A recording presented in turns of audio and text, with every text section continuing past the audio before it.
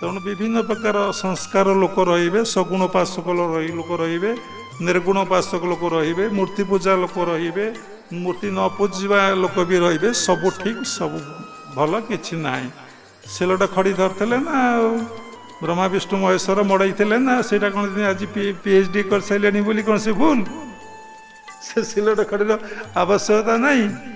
ଖେଳନା କଣ୍ଢେଇରେ ଆମେ ଖେଳୁଥିଲେ, ସଢ଼େଇରେ ବାଲିରେ ଆମେ ଖେଳୁଥିଲେ, ବୟସ ହେଲା ପରେ ସେ ସଢ଼େଇକି ଫୋଡ଼ିଦେଲେ, ସେ ଖେଳନା କଣ୍ଢେଇ ଫୋଡ଼ି, ତା ଦ୍ୱାରା କ'ଣ ଆନନ୍ଦ ଟିକେ ସୁଖ ଟିକେ ମିଳୁନଥିଲା, ଭଲ ଲାଗୁନଥିଲା? ସେ କ'ଣ ଭୁଲ?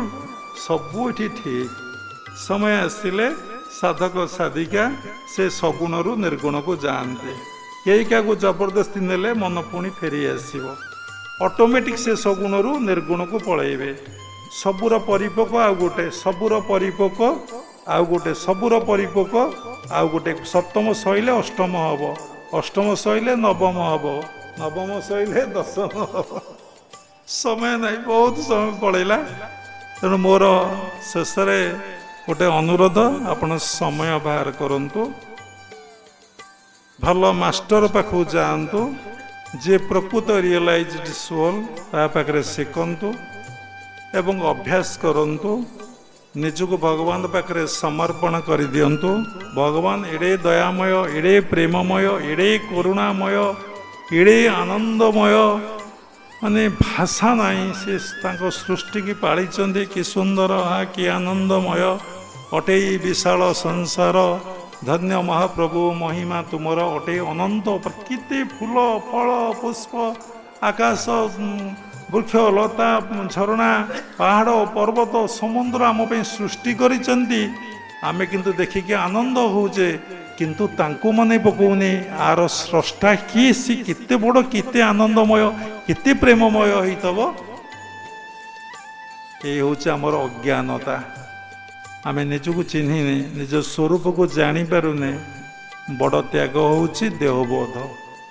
Your body consciousness is your great enemy. ବୁଝିପାରିଲେ? ତମ ଦେହବୋଧଟା ହେଉଛି ତମର ଘୋର ଶତ୍ରୁ। ଦେହବୋଧରୁ ସବୁ ମୋତେ ଗାଳି ଦେଲା, ମୋତେ କହିଲା, ମୋତେ ନିନ୍ଦା କଲା, ମୋତେ ପ୍ରଶଂସା କଲା, ମୋତେ ଫୁଲମାଳ ଦେଲା, ମୋତେ ଜୋତାମାଳ ଦେଲା। କି ନର୍କ! ମନ ଭ୍ୟାକ୍ୟୁମ୍ ଭ୍ୟାକ୍ୟୁମ୍ ହେଇଯିବ, ହାଲକା ହାଲକା ହେଇଯିବ ତାଙ୍କ କଥା ଚିନ୍ତା କଲେ।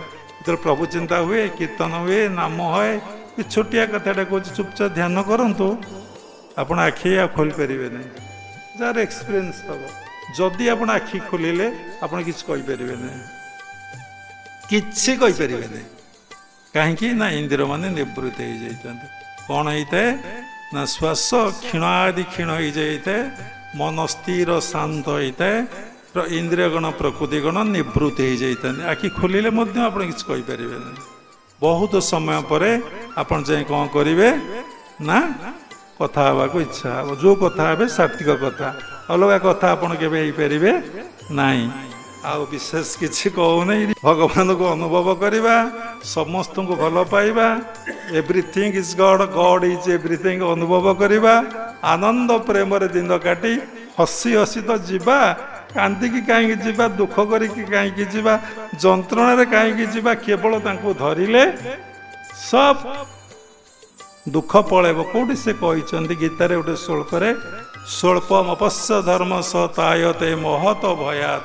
ସାମାନ୍ୟ ଟିକେ ଧର୍ମ ବ୍ୟକ୍ତିକୁ ମହତ ଭୟରୁ ରକ୍ଷା କରେ। ଆଉ ଗୋଟେ ଶ୍ଲୋକ କହିଛନ୍ତି ଗୀତାମୁଣ୍ଡା 2ୟ ଅଧ୍ୟାୟ, ଆଉ ଗୋଟେ ଶ୍ଲୋକରେ କହିଛନ୍ତି, ନବମ ଅଧ୍ୟାୟର 22 ଶ୍ଲୋକରେ କ'ଣ କହିଛନ୍ତି ନା, ଅନ୍ୟାନ୍ୟ ଚିନ୍ତଂ ମାଂ ଯେ ଜନା ରଜୁପାସନ୍ତେ ତେଷାଂ ନିତ୍ୟାଭିଯୁକ୍ତାନାଂ ଯୋଗକ୍ଷମ ବ୍ୟାୟାମଂ। ଅନ୍ୟ କାହାର ଶରଣ ନ ନେଇ ମୋର ଶରଣ ନିଏ, ତାର ସମସ୍ତ ଦାୟିତ୍ୱ ମୁଁ ହିଁ ବହନ କରେ। ଗୀତା ପଣ୍ଡା କାଟ ଛାଡ଼ନ୍ତୁ, ପଳେଇଲା, ସବୁ କଲା। ତା ସ୍ତ୍ରୀ ଦେଖିଲା, ଆଇଲା ବେଳକୁ ଗୀତା ପଣ୍ଡା ଆଶ୍ଚର୍ଯ୍ୟ ହେଲା, କହିଲା ଆରେ ତୁ କ'ଣ ତାଙ୍କୁ ଦେଲୁ? ନା କ'ଣ ଥିଲା ଯେ ମୁଁ ଦେବି? ଏ ମାଟି ପାତ୍ର ଦେଲା, ପାଣି ଟିକେ ଦେଇଥିଲି। ନା ଦେଲୁ ସେ ପାତ୍ର, ଟିକେ ପାଣି ଲାଗିଥିଲା, ସେ ପିଇଦେଲା। କହିଲା ଆହା ମୋ ଜୀବନ ଧନ୍ୟ, ଭଗବାନଙ୍କର ଚରଣାମୃତ ହିଁ ମୁଁ ପାନ କରିଛି। ଭକ୍ତି ଯୋଗର କଥା ଏଇଟା ଚାଲିଛି। ଜ୍ଞାନ ଭକ୍ତିର କଥାରେ ବହୁ ଆନନ୍ଦ, ବହୁତ ପ୍ରୀତି। ଖାଲି ଜ୍ଞାନ କହିଲେ ଭଲ ଲାଗିବ ନାହିଁ, ଖାଲି ଭକ୍ତି କହିଲେ ଭଲ ଲାଗିବ ନାହିଁ। ଜ୍ଞାନ ବାଲା ଶୁଷ୍କ ହେଇଯିବେ, ପ୍ରୀତି ଆସିବ ନାହିଁ, ଭାବ ଆସିବ ନାହିଁ। କାହାକୁ ଦେଖିଲେ ମୁଁ ତ ବ୍ରହ୍ମ ଆଉ, କିନ୍ତୁ କ୍ରିୟାଯୋଗ ଅଭ୍ୟାସ କଲେ ଅହଂ ବ୍ରହ୍ମାସ୍ମି ଆସିବ ନାହିଁ, ଅୟାତ୍ମା ବ୍ରହ୍ମ ଆସିବ ନାହିଁ। ଭଜନ ବୋଲିବେ ତତ୍ତ୍ୱମସୀ ଆସିବ, ହଁ ବୋଲା ହବ ନା, ଗୋଟେ ଦିଟା ବୋଲି ତତ୍ତ୍ୱମସୀ ଆସିବ ନାହିଁ। ଆସିବ କ'ଣ ନା ସର୍ବ ଖଳିଦଂ ବ୍ରହ୍ମ, ସର୍ବ ଖଳିଦଂ ବ୍ରହ୍ମ, ମୁଁ ବ୍ରହ୍ମ ସମସ୍ତେ ବ୍ରହ୍ମ। ଯିଏ କହୁଛି ମୁଁ ବ୍ରହ୍ମ ଆଉ କେହି ବ୍ରହ୍ମ ନୁହେଁ, ସେ ରାକ୍ଷସ।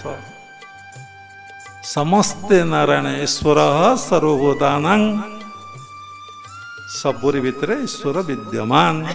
ତେଣୁ ଏ ରିଏଲାଇଜେସନ୍ କି ଏଇଟା ହେଲା ଥିଓରି, ଆମର ପ୍ରାକ୍ଟିକାଲ କେମିତି ହେବ, ଆମର ମାନସିକ ସ୍ତରରେ ଏ ଅବସ୍ଥା କେମିତି ହେବ, ଆମେ ସେଥିପାଇଁ ପ୍ରୟାସ କରିବା, ଚେଷ୍ଟା କରିବା, ସାଧନା କରିବା। ଏବଂ ସାଧନା ସବୁ ସମୟରେ କରିହେବ, ତତ୍ତ୍ୱଗୁରୁ ସେ କଥା ହିଁ ବତେଇ ଦେବେ।